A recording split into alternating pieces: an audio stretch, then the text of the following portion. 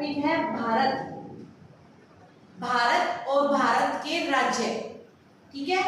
भारत में कितने राज्य हैं, उनकी लोकेशन क्या है, क्योंकि ज्योग्राफी के अंदर आप भारत पढ़ रहे हैं तो हम भारत के राज्यों को भौगोलिक आधार पे करेंगे। भारत के सभी राज्यों का भौगोलिक विभाजन, distribution of every state by regional concept, ठीक है। हमारे रीजनल भारत को यहाँ पे हम आज स्टेट्स के अंदर बांटेंगे, ठीक है। अब ये रीजनल भारत का मैं आपको मतलब बता दूं बेटा, भारत एक प्रकार की भौगोलिक इकाई नहीं है, बहुत सारे अलग अलग भौगोलिक अपने आप में ही अलग अलग इकाइयों का एक मंच है। जैसे उत्तर भारत की जब हम बात करें तो ये एक पर्वतीय क्षेत्र है, ठीक है, हिली एरिया। अगर हम यहाँ पे पश्चिमी भारत की बात करें तो ये एकदम विपरीत डेजर्टी लैंड है, मरुस्थलीय क्षेत्र, मरुस्थल। उसके बाद जब हम यहाँ पूर्वी भारत की बात करें तो ये हिली एरिया के साथ साथ, हिली एरिया तो है ही, बहुत ज्यादा वनों से ढका हुआ क्षेत्र भी है। मोर देन 80% से ज्यादा क्षेत्र वनों से ढका हुआ है, ठीक है। रेन फॉरेस्ट यहाँ पे बहुत ज्यादा है और विश्व की सबसे ज्यादा बारिश वाला क्षेत्र भी यहीं पे है। तो ये एक अलग प्रकार की भौगोलिक संरचना है। उसके बाद जब हम मध्य भारत की बात करते हैं बेटा तो ये भी एक बिल्कुल अलग प्रकार की सिचुएशन है, इसे हम पठारी प्रदेश भी बोलते हैं। इसके साथ कुछ डेजर्ट का हिस्सा भी लगता है, लेकिन यहाँ पे सतपुड़ा और विंध्याचल की दो अलग अलग श्रेणियां हैं जो अति प्राचीन पर्वतीय क्षेत्र हैं, ठीक है। तो ये पठारी प्रदेश के अंदर आता है। और लास्ट में जो हमारा साउथ इंडिया, देखिए बेटा, साउथ इंडिया यानी दक्षिणी भारत है जो हमारा, ये एक प्रायद्वीपीय क्षेत्र है। यहाँ के राज्य अपने आप में अलग ही विशेषता रखते हैं। जैसे ये उत्तर प्रदेश के आसपास का जितना पोर्शन एलुवियल सोइल का है, जो रोड मिट्टी से बना हुआ है, तो बहुत उपजाऊ मिट्टी है। यहाँ का जो क्षेत्र है बेटा सारा अति प्राचीन भारतीय भूखंड है, जो गोंडवाना लैंड का एक हिस्सा है। और यहाँ पे क्योंकि बहुत सारे ज्वालामुखियों से अपरदित पदार्थों की वजह से बहुत कठोर लैंड यहाँ पाई जाती है, ठीक है। कठोर लैंड होने की वजह से नीचे जमीन का जो जल स्तर है बहुत ज्यादा डाउन है। आपको नदियां यहाँ पे केवल और केवल बरसाती मिलेंगी, ठीक है।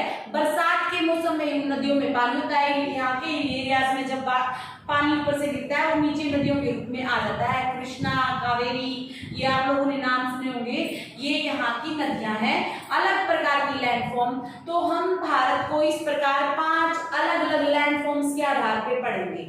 उत्तर भारत में भी एक तो उत्तर भारत का हिमालय पर्वतीय क्षेत्र, फिर उसके बाद हिमालय प्रादेशिक जो हमारा हिमालय के नीचे का जो क्षेत्र आता है, उत्तर भारत का विशाल मैदान इसे बोलते हैं, जो हिमालय के गिरिपदीय क्षेत्रों से शुरू होता है, यानी कि जहाँ पे हिमालय का स्टार्टिंग होती है, हिमालय की शुरुआत जहां से होती है, उसके नीचे का जो क्षेत्र है उसे उत्तर भारत का विशाल मैदान के नाम से जाना जाता है, नॉर्थ प्लेन ऑफ इंडिया के नाम से भी जाना जाता है। तो इस प्रकार अलग अलग तरीके से हम इन स्टेट्स को करेंगे तो आपको बहुत इजीली समझ में भी आ जाएगा और आप कभी नहीं भूलेंगे। जैसे हम सबसे पहले उत्तर भारत की बात करें तो हिमालय पर्वत के अंदर जो आने वाले हमारे राज्य हैं, देखिए बेटा, पहले जम्मू कश्मीर को एक पूर्ण राज्य का दर्जा था, लेकिन अब जो है जम्मू कश्मीर एक केंद्र शासित प्रदेश के अंतर्गत आता है। तो हमारा पहला राज्य कौन सा है? हिमाचल प्रदेश। जिन बच्चों को पता है वो बोल सकते हैं जब भी मैं क्वेश्चन पुट करूं। तो आप सबसे पहले करेंगे राज्य कौन सा? हिमाचल प्रदेश। हिमाचल प्रदेश के बाद बेटा हमारे पर्वतीय क्षेत्र के अंदर ही दूसरी स्टेट आती है जिसका नाम है उत्तराखंड। हिमाचल प्रदेश के बाद दूसरी स्टेट कौन सी है? उत्तराखंड। अब उत्तराखंड के बाद आप यहाँ आ जाएंगे बेटा, ये हमारे एरिया की इस तरफ की जो स्टेट्स हैं वो दो हैं, वो आपको याद रखनी है, इनको हम बाद में करेंगे बिल्कुल इस चैप्टर के एंड में। सबसे पहले यहाँ से हिमाचल प्रदेश, उत्तराखंड। उसके बाद पहला हमारा प्लेन एरिया की स्टेट है पंजाब। पंजाब के बाद हरियाणा, हरियाणा के बाद उत्तर प्रदेश, उत्तर प्रदेश के बाद बिहार। देखिए बेटा, इन चारों स्टेट्स की एक खासियत है, पंजाब, हरियाणा, उत्तर प्रदेश, बिहार, इन चारों स्टेट्स की एक खासियत है क्या कि ये पूर्ण रूप से जलोढ़ मैदान है, जलोढ़ मिट्टी।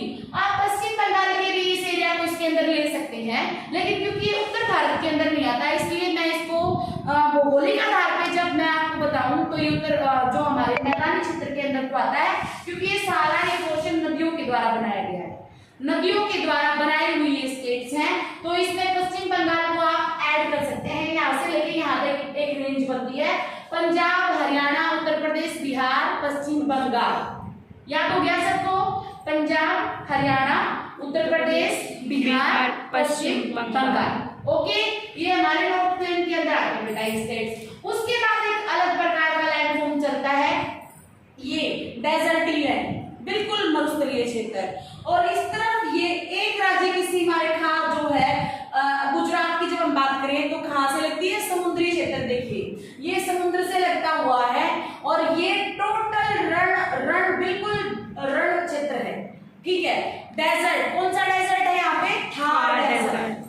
थार डेजर्ट के अंदर भारत के दो मुख्य राज्य आते हैं, राजस्थान और गुजरात। भौगोलिक आधार पे आप इसे हमेशा याद रखें, ये राजस्थान, ये गुजरात, राजस्थान गुजरात थार के अंदर आने वाले भारत के राज्य है। उसके साथ लगता जो क्षेत्र है वो मध्य प्रदेश और छत्तीसगढ़। मध्य प्रदेश, छत्तीसगढ़, झारखंड, ये एक जैसी सिचुएशंस वाले राज्य हैं।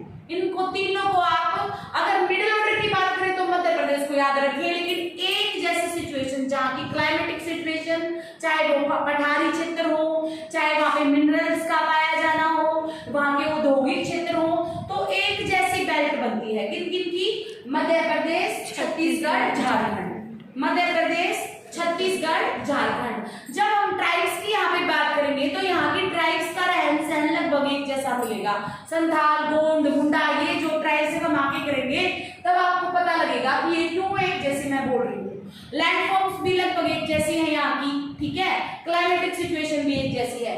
जैसे इन क्षेत्रों की हमने बात करी, लैंडफॉर्म्स बिल्कुल लगभग एक जैसी है, पंजाब, हरियाणा, उत्तर प्रदेश, बिहार, पश्चिम बंगाल।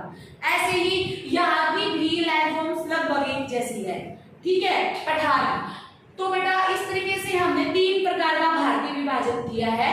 मैं फिर से रिवाइज करती हूँ। सबसे पहले उत्तर भारत की तरफ जाएंगे, हिमालय पर्वत की दो स्टेट्स आप याद रखेंगे, कौन सी हैं?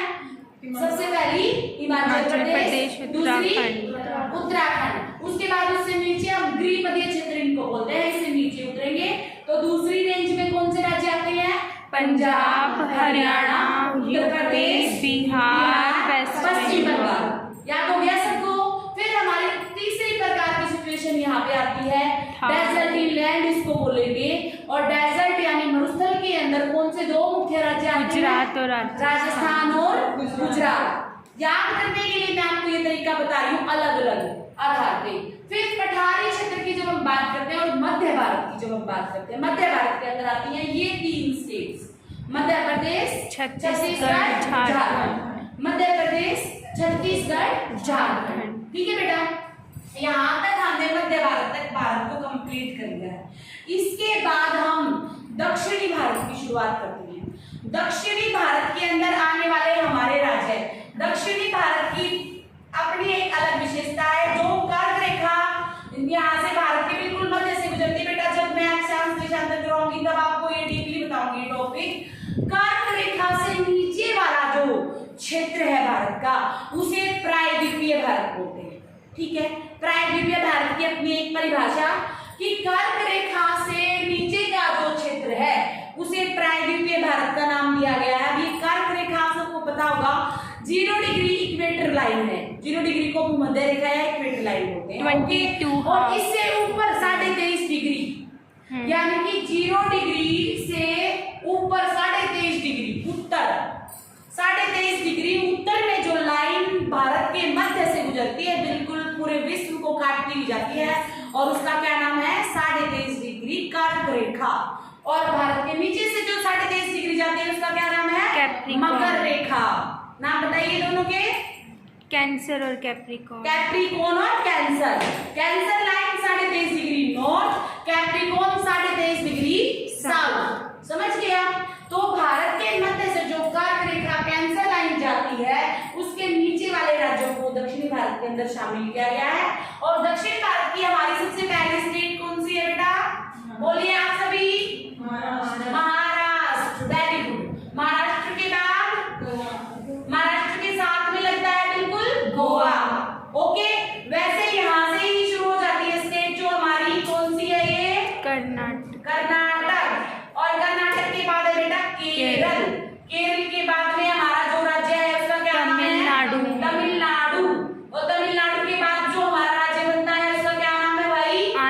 प्रदेश।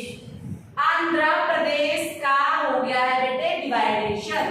Yes ma'am. क्या बन गया आंध्र से? तेलंगाना। तेलंगाना। समझ गए? तेलंगाना। यहाँ तक के राज्य आप सभी याद कर लेंगे। सबसे पहले महाराष्ट्र, महाराष्ट्र के बाद गोवा, गोवा के बाद कर्नाटक, कर्नाटक के बाद केरल, केरल के बाद तमिलनाडु, तमिलनाडु के बाद आंध्र प्रदेश और आंध्र प्रदेश के बाद तेलंगाना। तेलंगाना। याद होगी सभी कोई राज्य है? कुछ मुश्किल सीक्वेंस में याद रखोगे तो ही याद रहेंगे। कभी कुछ बोलोगे, कभी कुछ बोलोगे, कभी याद नहीं रहते, भूल जाते हैं। ठीक है, सीक्वेंस इस तरीके से बनाओ जैसे मैंने अभी आपको बताया है। सबसे पहले महाराष्ट्र, महाराष्ट्र के नीचे गोवा, साथ लगता कर्नाटक, कर्नाटक के नीचे केरल, केरल के बाद तमिलनाडु, तमिलनाडु के बाद आंध्र, आंध्र के बाद तेलंगाना। साउथ के हमारे सारे राज्य इस तरीके से याद रखेंगे आप तो डीपली याद हो जाएंगे। ओके बेटा, साउथ के बाद जो हमारा क्षेत्र बसता है इसे हम सेवन सिस्टर्स का नाम देते हैं। सेवन सिस्टर यानी हमारे पूर्वोत्तर भारत के राज्य। पूर्वोत्तर जहां से सूर्य निकलता है बेटे, पूर्व दिशा से आप हमेशा याद रखें सन की, सूर्य की पहली किरणें भारत में जहां पे पड़ती हैं वो पूर्वी क्षेत्र कहलाता है। और पूर्व की सबसे पूर्वी स्टेट जो है हमारी, जहां पे सूर्य सबसे पहले अपनी लाइट डालता है, उसका नाम क्या है? अरुणाचल प्रदेश। अरुण का आंचल, अरुणाचल, और अरुण मतलब सूर्य से होता है बेटे। हमेशा आप इसको इसी तरीके से याद रखें। अरुणाचल मतलब सूर्य का आंचल, जहां पे सूर्य की सबसे पहले किरण पड़ती है। लगभग 4:30 बजे हमारे यहाँ 6:30 बजे के आसपास सूर्य की पहली किरण दिखाई देती है। अरुणाचल में 4:30 बजे। क्यों? क्योंकि भारत का मानक समय हमने लिया हुआ है, अदरवाइज भारत के समय में लगभग 2 घंटे का अंतर है। यहाँ से यहाँ तक सूर्य की किरणों को पहुंचने में 2 घंटे का समय लगता है। यहाँ पे 4:30 बजे अगर सूर्य निकल गया तो यहाँ 6:30 बजे निकलेगा। समझ गए आप? तो अरुणाचल में सूर्य की किरणें कब निकलती हैं? 4:30 बजे। भारत के अंदर सबसे पहले सूर्य की निकलती है। और सेवन सिस्टर्स का ये सबसे पहला राज्य है। मैं आपको बता दूं इसे सेवन सिस्टर्स का नाम क्यों दिया गया? क्योंकि ये जो क्षेत्र है हमारे बेटा बिल्कुल पिछड़े हुए थे। राजा 1970s के आसपास तक ये बिल्कुल पिछड़ा हुआ एक ट्राइब आबादी वाला क्षेत्र था, जिसकी कोई किसी तरीके की विशेष पहचान नहीं थी। जब ये बांग्लादेश अपने इजाद में आया था उसी समय यहाँ इस क्षेत्र को भी भारत ने डेवलप करने की सोची। उससे पहले इनको यूनियन टेरिटरीज के अंदर लिया जाता था, केंद्र शासित प्रदेशों की संज्ञा दी जाती थी। 1970s के दौर में इन सभी केंद्र शासित प्रदेशों को राज्य बनाने का जो एक मुहिम चली, हमारी सरकारों ने इसके ऊपर कार्य किए। और सबसे पहले मैं आपको बता दूं 1972 में इस क्षेत्र की 4 मुख्य स्टेट्स जो है बनी, 4 मुख्य राज्य बने। और उसके बाद लगातार इन तीनों राज्यों का भी निर्माण यहाँ पे किया गया। सबसे पहले 1972 में अरुणाचल प्रदेश का निर्माण हुआ। 1972 अरुणाचल प्रदेश भारत का पहला पूर्वोत्तर राज्य है। ठीक है, मैंने नाम सारे यहाँ लिख दिए हैं, आप लोग बाद में राइट डाउन कर सकते हैं। अभी आप सिर्फ समझें अरुणाचल प्रदेश की सबसे पहली खासियत मैंने आपको बता दी है, क्योंकि ये सन यहाँ पे सबसे पहले निकलता है। हमारी चाइना के साथ, म्यांमार के साथ यहाँ पे सीमा रेखा लगती है।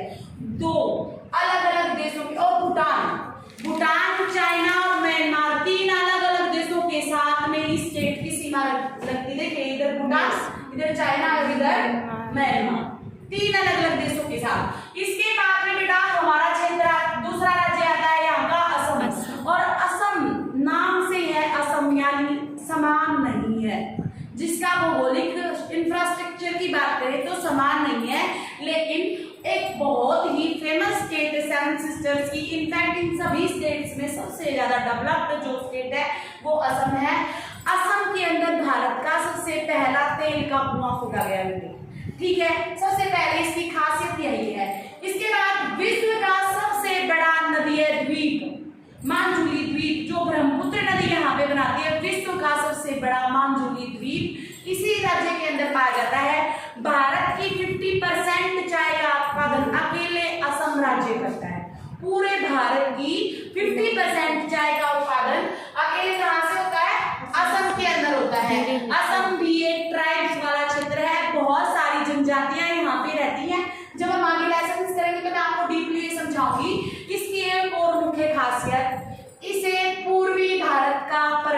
द्वार बोलते हैं बेटा, पूर्वी भारत का प्रवेश द्वार। यानी देखिए अरुणाचल प्रदेश जो है यहाँ से कटा हुआ है, भारत की सीमा रेखा किस राज्य से लगती है?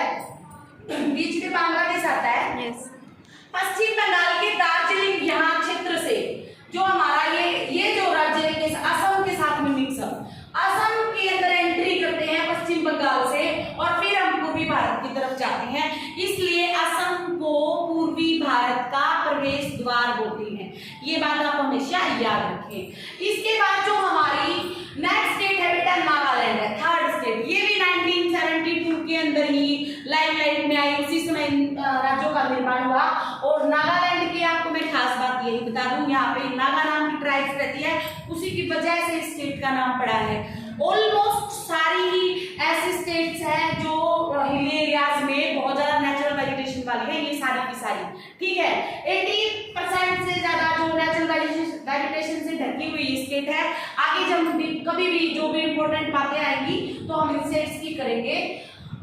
इसके बाद सेकंड जो हमारी स्टेट शुरू होती है नागालैंड के बाद बेटा मेघालय।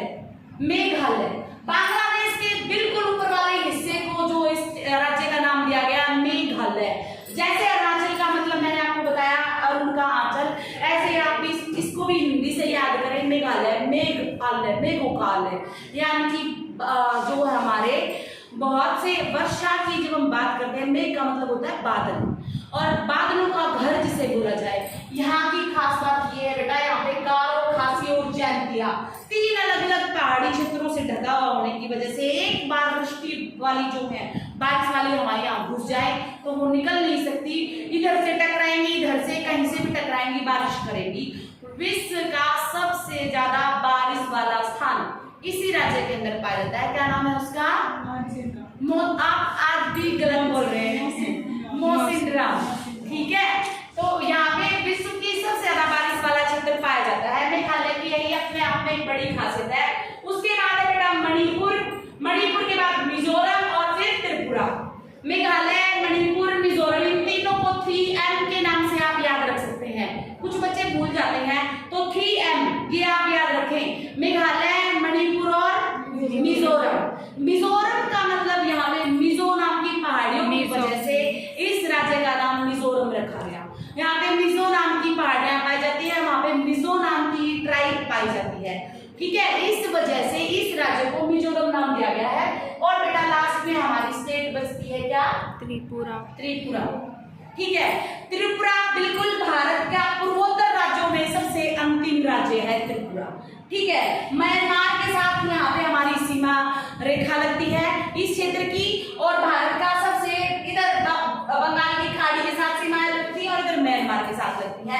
तो यहाँ ये हमारी 7 सिस्टर्स खत्म होती हैं। 7 सिस्टर्स को हमारे संविधान के अंदर विशेष राज्यों का दर्जा दिया गया है, क्योंकि ये बिल्कुल पिछड़ी हुई थी क्षेत्र थे। इनको आगे बढ़ाने के लिए हमारे बजट के अंदर भी इनके लिए अलग से प्रावधान पेश किए गए ताकि यहाँ पे तरक्की हो सके। लास्ट में जो बेटा हमारी स्टेट बचती है वो है सिक्किम। अब सिक्किम को 7 सिस्टर्स में शामिल क्यों नहीं किया गया, मैं आपको बता दूं। जब ये स्टेट्स बनी थी 1972 के अंदर, उस समय सिक्किम भारत का हिस्सा नहीं था, ठीक है। सिक्किम को यहाँ भूटान से आजाद करवाया गया और उसके बाद इसे हमारे एक स्टेट का दर्जा मिला। तो यहाँ सिक्किम भी एक पिछड़ा हुआ क्षेत्र था। इस पिछड़े हुए क्षेत्र को डेवलप करने के लिए इसे भी एक संविधान के अंदर विशेष दर्जा दिया गया और इसका नाम क्या रखा गया? अष्टभ्राता। ये सभी 7 सिस्टर्स हैं और ये इनका भाई। याद करने का तरीका अष्टभ्राता। सभी को सारी स्टेट्स आई थिंक क्लियरली याद होगी, नहीं भी हुई होगी तो हो जाएगी। आप मेरे साथ अभी एक बार रिवाइज करेंगे। आपकी सारी स्टेट्स यहाँ हो गई है। सबसे पहले हिमाचल प्रदेश, सभी बोलेंगे उत्तराखंड, पंजाब, हरियाणा, यूपी, बिहार, झारखंड, पश्चिम बंगाल, राजस्थान, गुजरात, मध्य प्रदेश, छत्तीसगढ़, झारखंड, महाराष्ट्र, गोवा, कर्नाटक, केरल, तमिलनाडु, आंध्र प्रदेश, तेलंगाना, उड़ीसा। ठीक है बेटा। यहाँ इसके बाद जो है हमारी 7 सिस्टर्स में अरुणाचल प्रदेश, असम, नागालैंड, मणिपुर, मेघालय, मिजोरम, त्रिपुरा। और सिक्किम जो सबसे अंतिम स्टेट है भारत की, और इसे अष्टभ्राता का नाम दिया गया है।